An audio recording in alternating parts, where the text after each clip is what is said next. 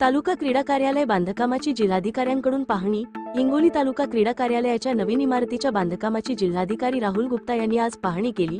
त्यांनी ट्रॅक बसविणे आणि बॅडमिंटन हॉलसाठी दर्जेदार काम करण्याच्या सूचना दिल्या।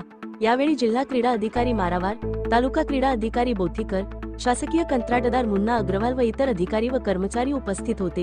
हिंगोली लाईव्ह साठी चंद्रकांत वैद्य, मुख्य संपादक, हिंगोली।